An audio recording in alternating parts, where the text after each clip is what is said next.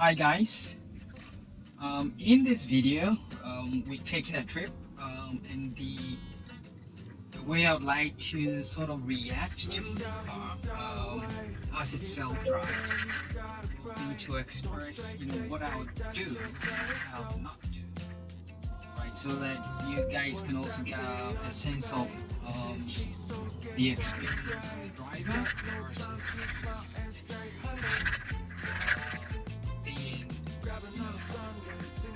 being gotten using a self-driving car. Because I think in my previous video I talked about the fact that the experience of the driver has impact on the implied experience from the car, or the sort of the translated experience they get from the car when you put it into self-driving mode. And the reason is that an experienced driver will normally be a bit more finicky or a bit more picky in their view of or in their criticism of the self-driving technology compared to would be a rookie or a new driver that is coming to experience the technology. So the idea of being able to share an experience or be able to play with one scope game. So there you go there, the communication is that the technology has improved with regards to the update that we recently got, but it's not exactly there yet.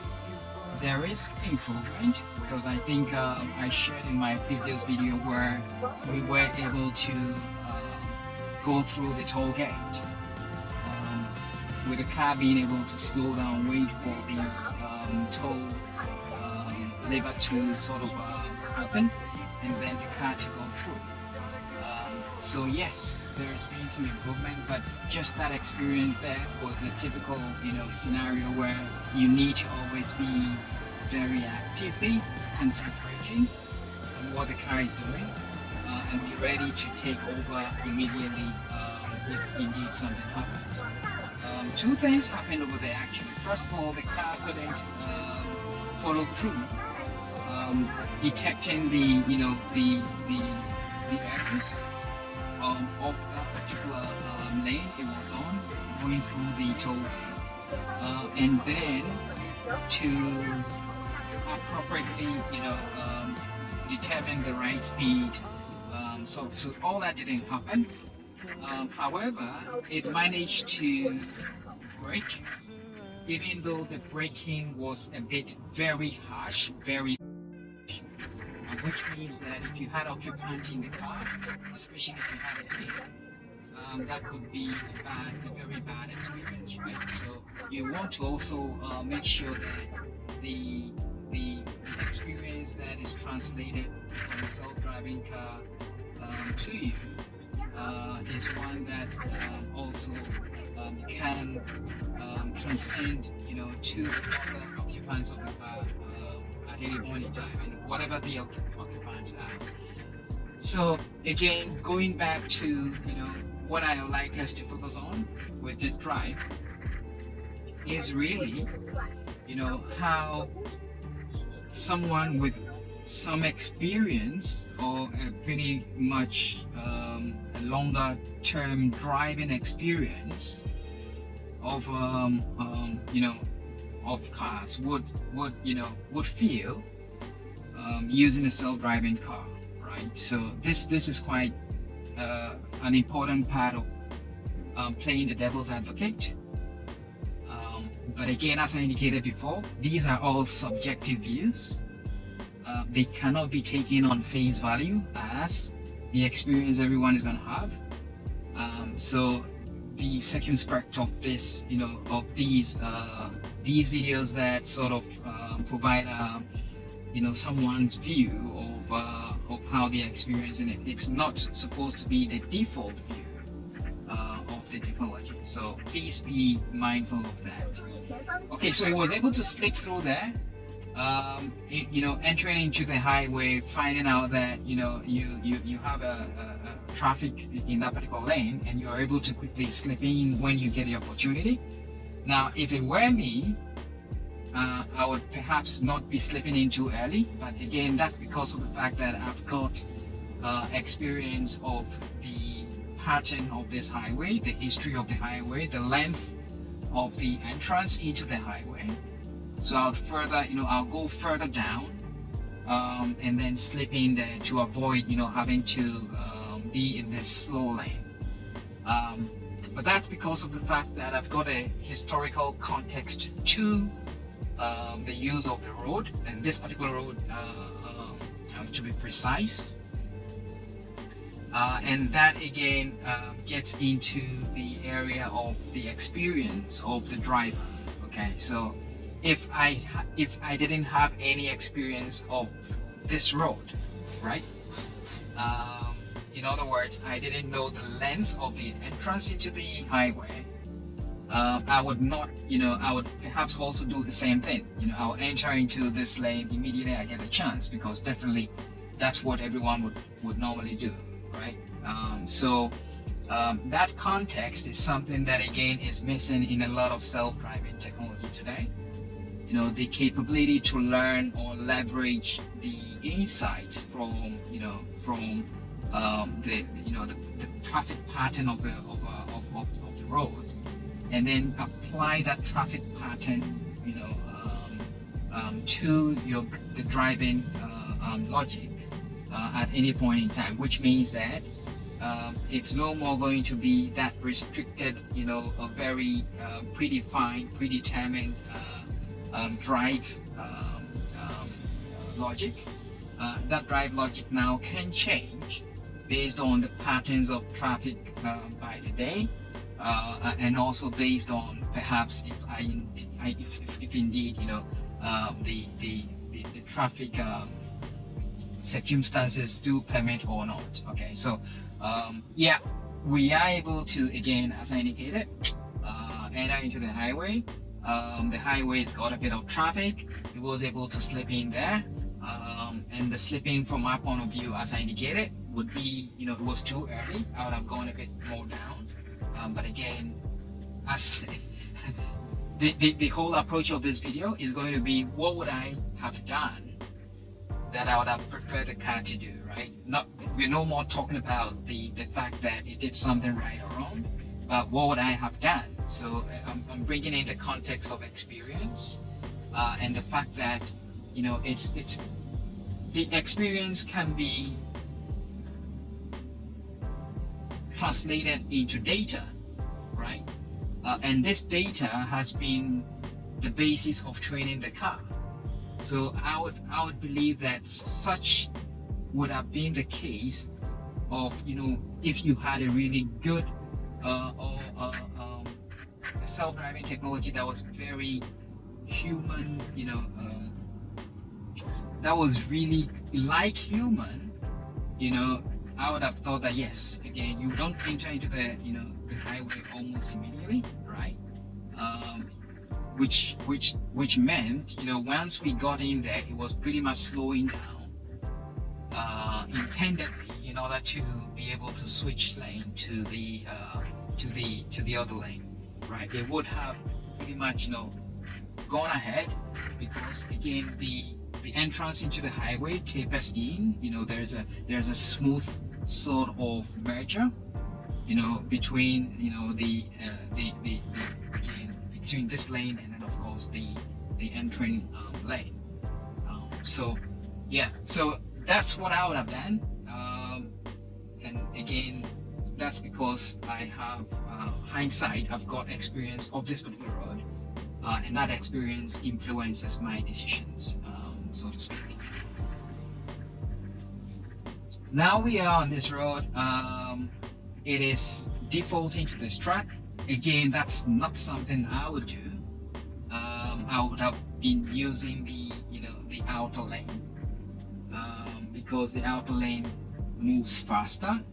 So again, from the standpoint of implementing such a technology, that data point is going to be relevant for me to use as part of the approach to improve the experience of self-driving and make it more close to what an experienced driver would do rather than just the driver would do, right? And the experience of the driver includes the translation of the experience on that particular road to the self-driving technology.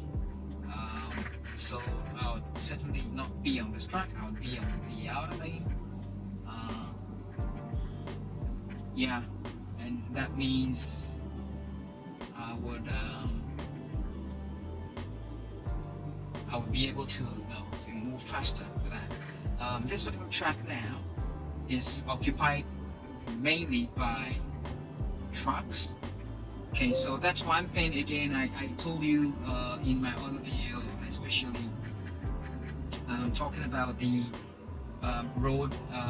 roads in China. Roads in China are really good compared to a lot of countries. That's one.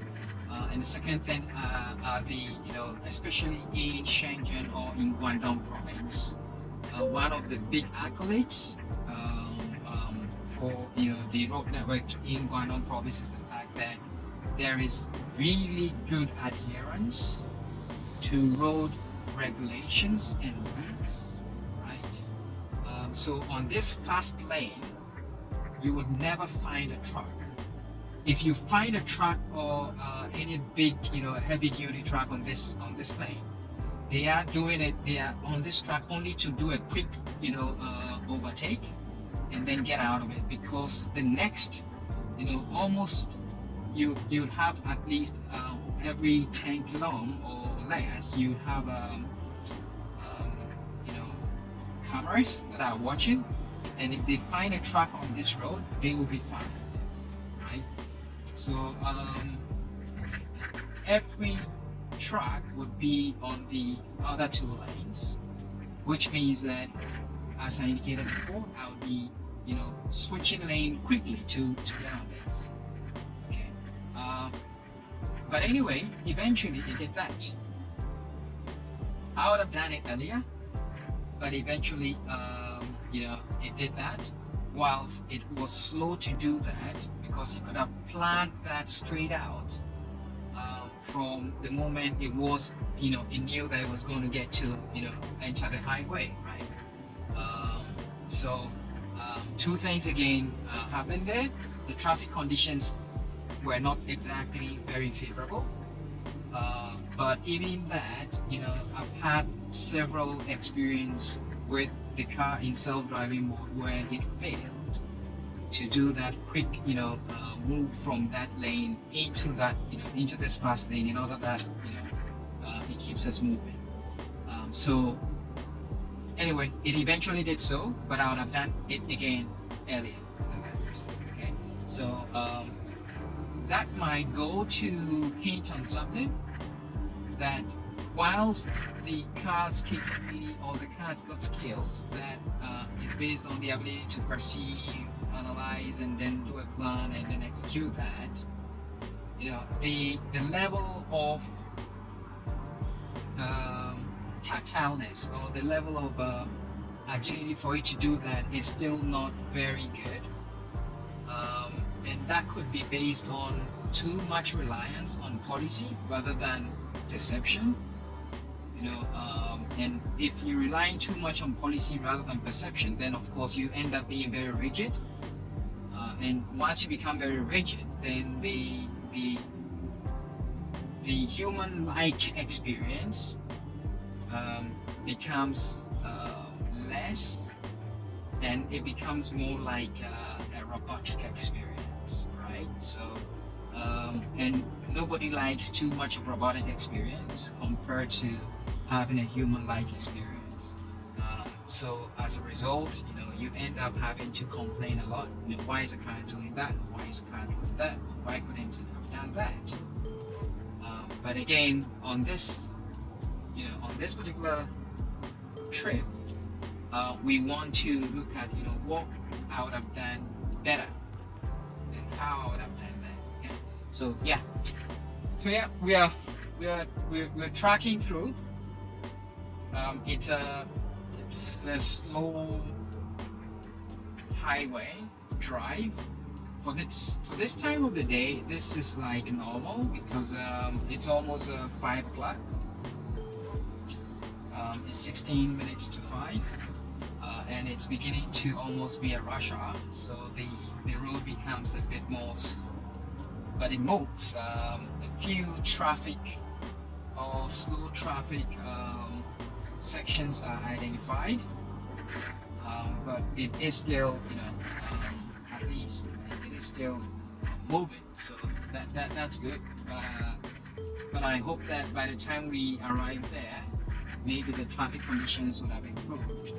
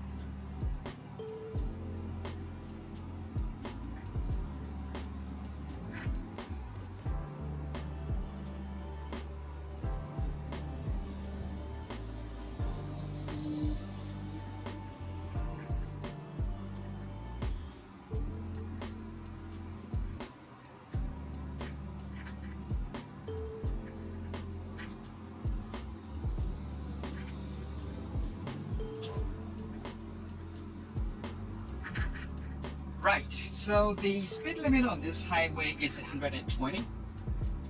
We're doing about 100 now. We've got the other lanes pretty clear, and I would have basically, used those lanes to quickly do an overtake and move forward. But here is the trick. The trick is that the perception of the car is limited. Okay, so as a result, you cannot, you can almost not, blame the car for sticking here. Also, the speed at which it was going was perhaps, similar to that guy, and perhaps a bit faster. So, planning to make an overtake and switching lanes would be something that, again, by policy, it would have been restrained, which is something that ends up creating that sense of being slow to effectively execute highway type decisions.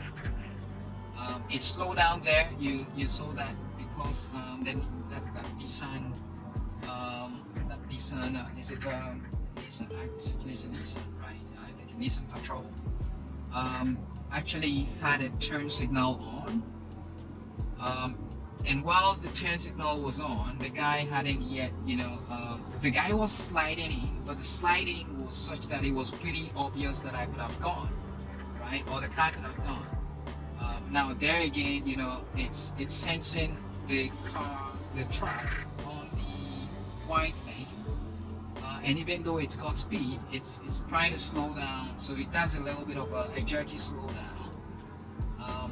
For safety reasons, for safety policy, one would understand. Okay, you cannot predict beyond what you see. Meanwhile, human being will apply some level of risk calculation that might be much more than the factors that are used for perception planning. So it had to slow down there just to let to see exactly, to survey and confirm whether the guy really wanted to switch into that lane or not. Okay, so again, what I would have done, I would have just shot through quickly. In such a situation, speed is your friend, right? Because you want to get out of anything that you find unclear. given that there's enough, there's enough ample road ahead of you, and with that means that you could, get out of any harm's way that could potentially be brewing. Right. So again, I would have just shot through, cleared that space, and then avoid any potential afterwards.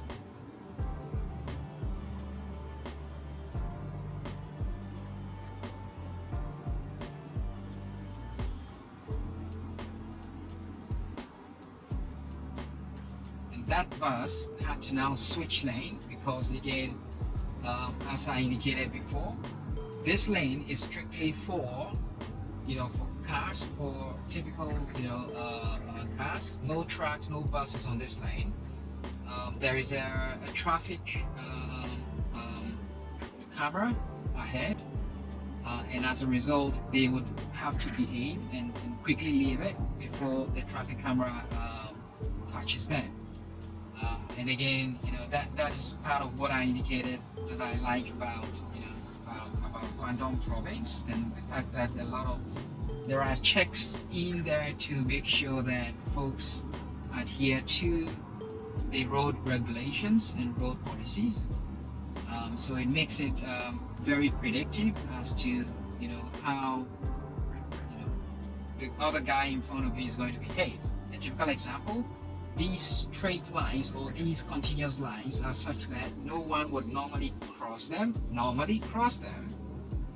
In certain situations that will happen, and that has been coded into the car. So by policy, when the car senses or when it gets to any section of the highway or any road section that has got continuous line, the car will never try to change lanes. Although I've noticed that in certain situations it would do that, and I think it would do that because of two reasons. First of all, the high definition map may be presenting information that is contrary to the actual road condition at that particular point in time. So that that kind of situation would happen where the car deliberately does a change of lane on a continuous wide line or demarcating line versus what you would have thought it should do by way of the robotic computation that has been put in there as a guardrail. Okay, so yeah, those kind of situations sometimes do happen, and it sort of surprises you as to why the car is doing that. But you can understand if you know a little about the technology around the development of the solution. You can almost infer exactly why the car has done that, or you can associate a fairly good reason, a speculative reason, to why, of course, that would happen. So yeah, we've gotten into this little bit of traffic here. The prediction from the mapping company indicates that we'll be in for about 1 minute. Let's see if that is true.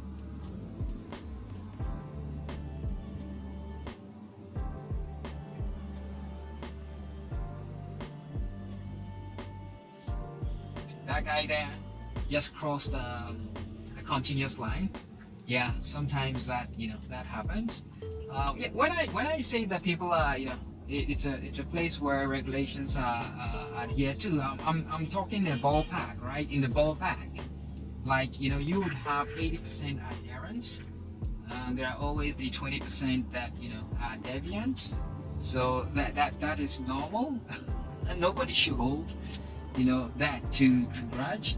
But you would find that the level of discipline, at least here, is much higher than you would find back home, or even in US, in UK, in France, in Spain, in South Africa, in Indonesia, in Malaysia, in Singapore. I mean, these are all places that I've been to, that I've experienced what exactly driving is like. Even in Australia, folks we typically believe in the human first, approach to stuff. So I can do it. I feel like doing it.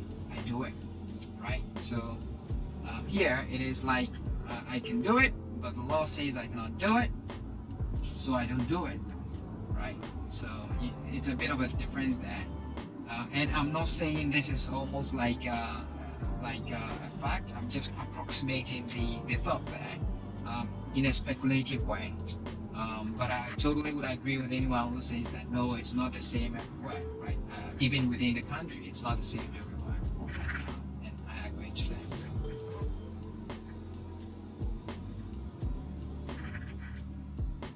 Okay, we cleared that traffic. Yeah, and I think the approximated time to clear it was almost spot on. 1 minute. It was thereabout. And we've got a very good stretch from here. I would have switched the lane to that immediately because this is a single track with a continuous line that sort of puts you in a guard state. So you cannot overtake. You're pretty much locked in until you clear this white line. So I'd have quickly switched to that because I saw this guy was actually slow on the lane. That track was pretty clear, and with that track being clear, I would have, I perceived that already, and I would have made a switch immediately by decision that no, I'm not going to stick to this route. I'll quickly change lane until I observe that ahead maybe it's slower. So again, from a planning point of view, this is where the technology with regards to SharePoint's implementation is lacking a little bit. It's lacking quite severely, and I hope that they can improve on the capability to plan and replan. Sometimes the planning is good, but the ability to go back into the planning state, right? The idea is to plan, replan, continuously in a very fast way. The plan, replan, process is normally not very, it's not sharp in SharePoint's implementation compared to others, right? If you for instance experience this, the self-driving in a lead auto car, or you experience that also from the Huawei, ADS 3.0, the ability to plan and replan in a very iterative, fast manner is so good that the car, can make effectively good decisions instantaneously or almost instantaneously, right? And that's always good. There you can see it was sort of unsure whether it should switch because it was a lane. There was that line that was going there, so the car was pretty much in a thinking mode, which is sometimes also another problem that you'd observe consistently. Okay, there you have such tricky thing there, with regards to the guy trying to switch lane, and then you're not too sure exactly what he's trying to do, and that sort of is tricky. Let's see if it will pause. It didn't pause actually. It didn't slow down. We were just lucky that the toll opened right in time. But again, yeah, it is what it is. What would I have done? I would definitely not have used that particular lane and went on. And then also you would have noticed that the car has fallen out and now just entered into NGP mode, right? It fell out of NGP mode, went to LCC mode. So it was pretty much just going through all that using LCC, which is the lane centering technology, right? It wasn't really the adaptive self-driving capability that is able to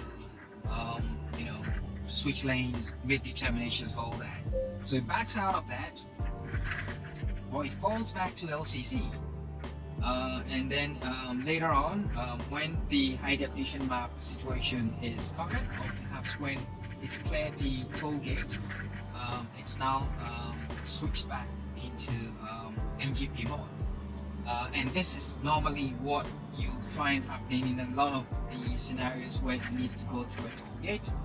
There are a few toll gates where I think I've observed it actually maintain NGP state through the toll gate, and I think there are very limited number of cases that that really happens. I might be wrong, but I think I've observed it a number of times. But again, the key point here is that in that situation is backing out of the of the NGP mode into LCC mode with like that kind of handoff, like saying that okay, I got you into a track. You don't need to overtake anymore or do any overtaking here. So I'm going to back out of the NGP mode, because I'm sure what's happening here is that NGP has not is not aware of the fact that we're in a toll zone and might effectively try to overtake, right? So the way they're getting around that is that it's been geo-marked that once you get into this zone, get out of it, NGP, so that whatever track it's on is the track that LCC would, effectively use to execute the track advancement, which is clever, right? But it's not really smart. It's a clever way to maintain engagement, right? But it's really not a smart way to effectively deliver a good experience, because whilst you're maintaining engagement, you're making sure the driver does not disengage. You're creating also a situation where the driver effectively becomes a bit like what's happening, why is he not doing that or that. It's determining that we need to make an exit. I don't want to exit, so I'm going to tell it to get out of this situation by going into the map and selecting a different route. So I've done that. I need to now go into select a destination again and see if that would work. That's my destination. Well, we do still have a destination, so why?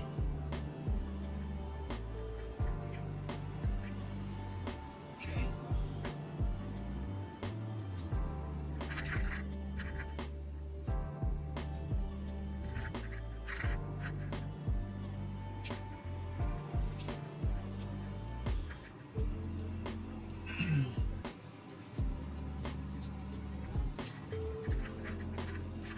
Right. No, not that. Okay, so I think I might have caused a problem. So let's do this.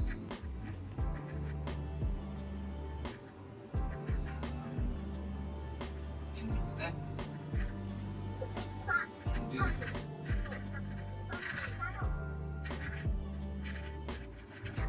Right. Okay. Yeah.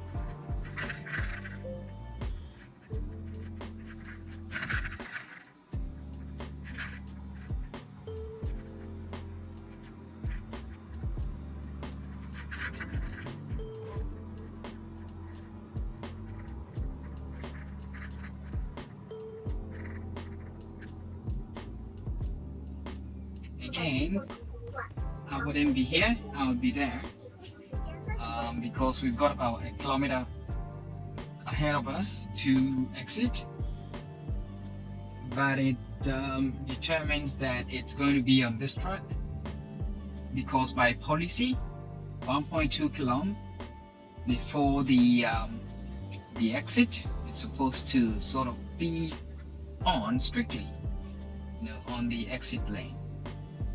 It is a good policy, but again, from experience, I'd rather be on the faster lane, and then 500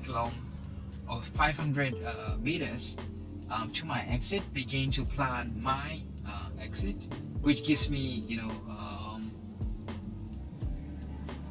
the opportunity to get out of this traffic faster. So that is additional data and context that has not been embedded into the training set, and so as a result, the car is going to behave like a robot. Every 1.2 kilometers before it basically gets to the exit, it's going to obey that rule and stick to, even if it's going to be a lot of traffic, it's going to stick to that.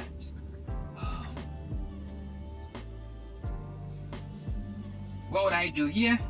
Just do exactly what the BMW is doing, and so that I can clear this traffic. But it's sticking to this. Again, I've got that experience of the road, and I believe, that would have been part of the training data that should have been used, but it happens that not. Now here it's caught. It slowed down for that Aeon car, and now that has led to two other cars slipping in. It's not able to react quickly. It slowed down for the Aeon car. Yes, slow down, but it almost came to a grinding halt, and then it needed to take in data again, wait for it to confirm that it's really positive to go before it went through. So it creates a bit of a disconnected feeling of the car being smart, and that is one of those things that you would hope that will be cleared as part of the ongoing updates to the platform.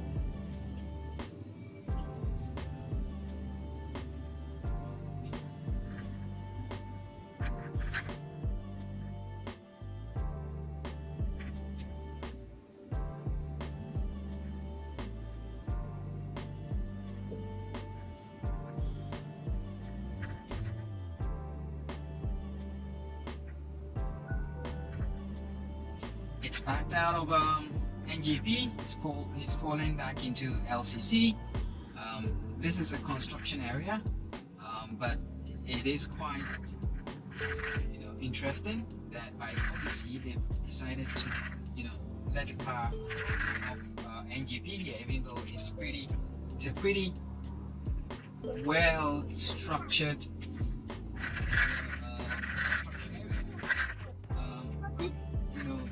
lane markings, and so if the car was really not dependent on high definition maps, it would basically be able to do it without any challenge. There is a case where you're able to clearly see that now it's not true for Sharpal to be claiming that these cars don't depend on high definition maps anymore. Cars heavily depend on high definition maps. And you can see that based on the policy doctrine that has been embedded by way of the training data set.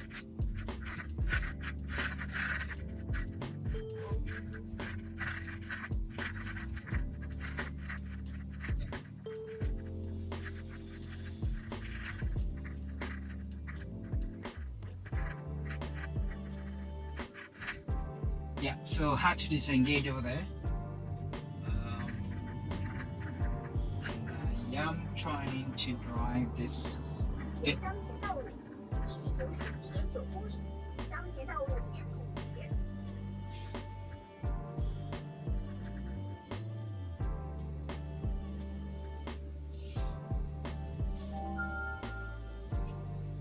I just engaged self-driving back on. and I can try to plan the route properly again. We are not exactly supposed to be here. This is where I want to go.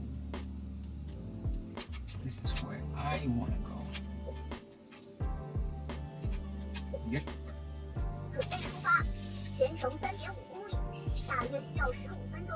So I've changed the destination, and hopefully the car now is in LCC mode. Hopefully when the traffic turns green and it starts to move, it will be able to actuate the NGP mode.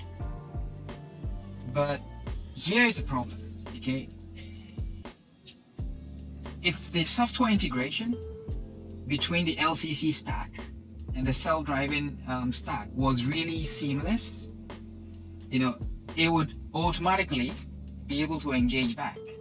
But that's not the case here. It needs the actuation first to happen before it effectively recognizes the need to, turn into NGP mode. It was tricky there because the car on my right and then the car on the left were now, trying to all converge. So I had to sort of be very attentive there. What would I have done? I would have perhaps slowed down, let the two get through, or deal with their issues, and then I bring my speed forward. But that didn't happen. Changing lane here is exactly not very smart, but again, 1.2 kilometers approximation.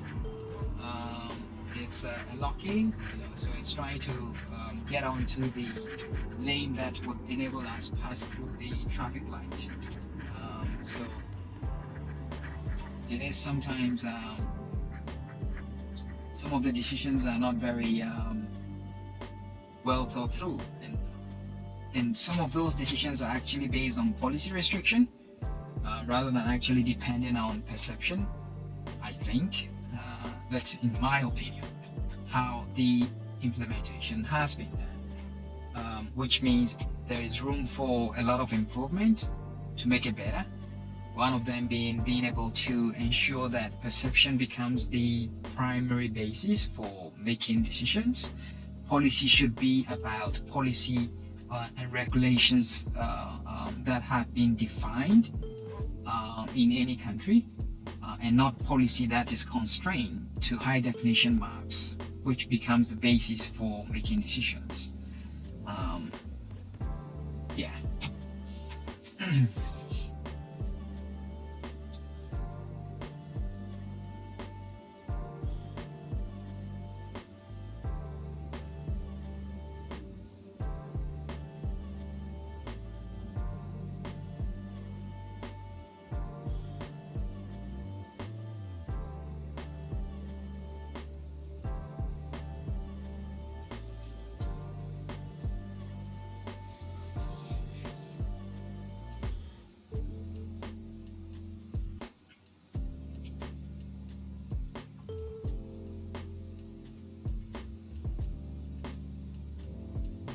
Okay, we're green.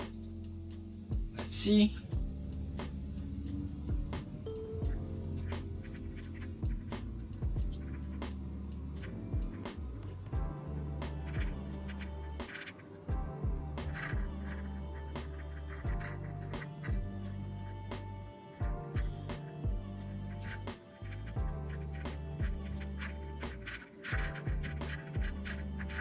Change lane now. Let's see. Backs out of LCC.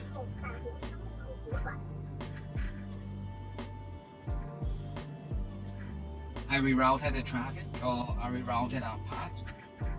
So it backed out of LCC. Backed out of NGP. It's still in LCC mode, but it slowed down drastically, and now it wants to change lane because it's gone into NGP mode, and this is very tricky. Okay, it's sort of trying to sense other cars that are using the route, and eventually it's got a path to make a decision to go there. I wouldn't do that, right? That for me is terrible experience. That's the current level of implementation that exists there in a car. It also puts you in a bit of a risky situation, right? Because and then also you've got the perception thing that comes with it, like what the other person is thinking about you. So, yeah, these little issues hopefully can be cleared soon, but it does end up also impacting on the experience. I wouldn't do that, right? So why is the car doing that is thought. Maybe another person would not feel anything wrong with that, and as a result, it would be very fine to certainly see the guy fumble around to want to find a track that it would be on.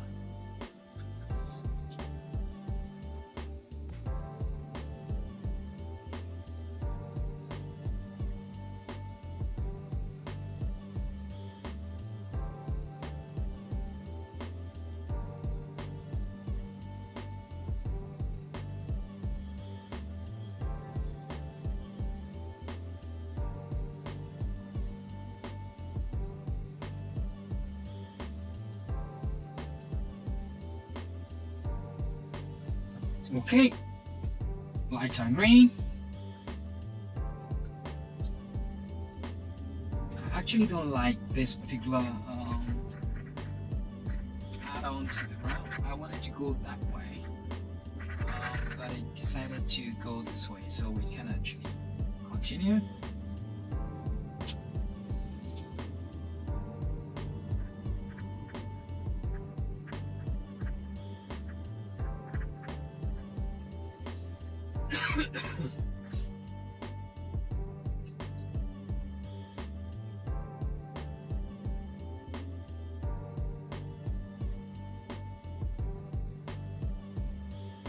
I will need to urge it on now, because if not, we might be stuck behind this light.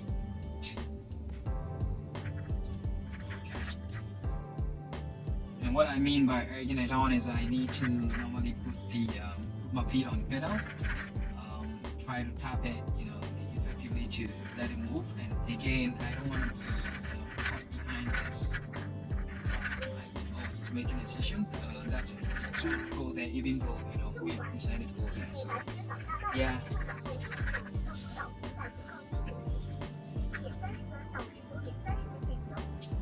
Okay, we can activate it back.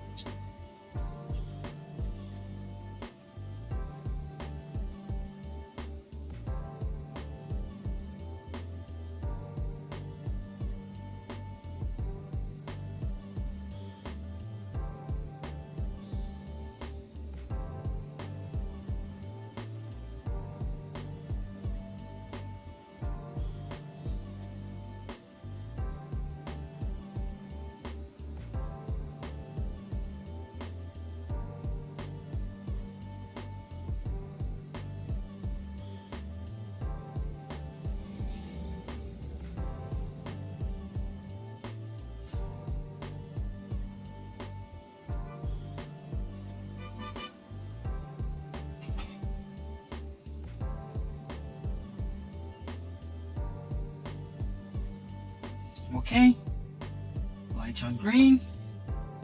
Let's see how we do this construction zone optimized intersection. It has done it in the past pretty well. Okay, why is it braking? It's braking. Again, so I need to disengage and then go forward. It's from a perception problem. it's predicting that that pedestrian on that cycle that has pretty much packed on the lane might make a move. So it's predicting that and trying to use that to make a decision. Again, how it took that little section, I would definitely not. And it's here. It's the planning is all over the place. Not the best. And this is one of the Achilles heels of Xpeng in the way they've implemented their self-driving technology. Either the guy that is responsible for quality checks is not doing a very good job, or somewhere along the line the guy that is defining the policies for execution might not be very maybe very experienced. I don't know, or the training data set is just it's just sort of not well optimized.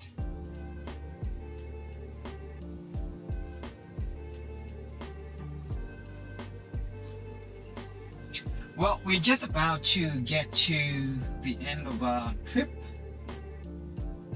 It was again for you to get a sense of the experience from a driver that maybe has an average experience of driving, and then let people make their own informed decisions themselves. So thanks a lot for that.